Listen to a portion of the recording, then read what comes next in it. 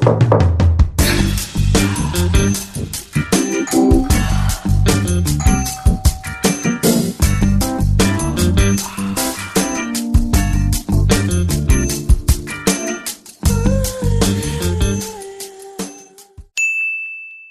mind is where all of our programming is wired inside of us. From the very beginning of our lives, we start making sense of the world and creating maps. And those maps not only include how to navigate the external world, but they include versions of ourself, who we think we are, in a way, who we end up becoming. The self itself is an artifact. And by that I mean, it is a created thing. There was a time before we even knew our own name, and even more time before that, before we even had one. But we learn these things very quickly.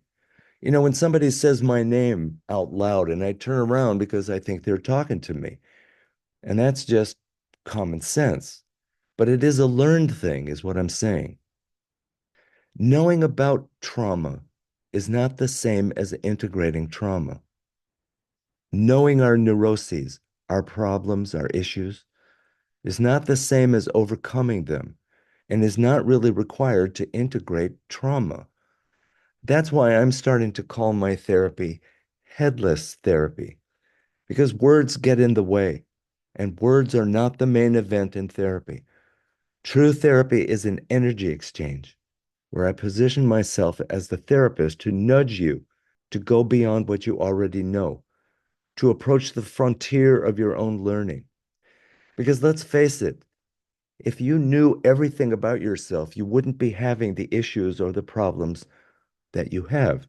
So clearly, it's not the map that you have that's going to save you. It's something beyond your mind that's going to help you grow and change and learn. The self will one day be undone. That's true for everyone. And so I say, why wait?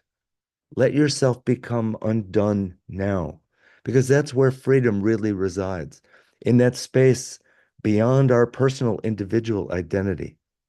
And this is the intersect between personal psychology and transpersonal reality. And I say, all healing really stems from that transition.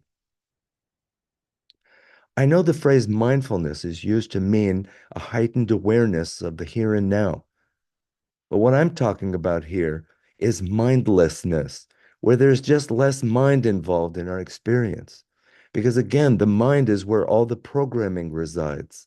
And sometimes that programming is blatantly or even subtly at odds with our true heart nature. And only when we are in touch with our own true heart nature will we be happy, content, and wise. My approach in therapy is therefore more visceral, more body oriented, more about feelings rather than facts. You can feel your way into a new way of thinking, but you cannot think your way into a new way of feeling. Remember that scene in the first Star Wars movie where Luke Skywalker is making his final run to blow up the Death Star and he only has one chance? And he engages the computer to help him find the target. But then he hears Obi-Wan Kenobi's voice say, use the Force, Luke. And then he disengages from the computer guidance and trusts his own deeper instincts. Now, that's a great metaphor for headless therapy. So I say to you here, trust the Force. There's a higher guidance, a deeper flame that can take you where your mind simply cannot.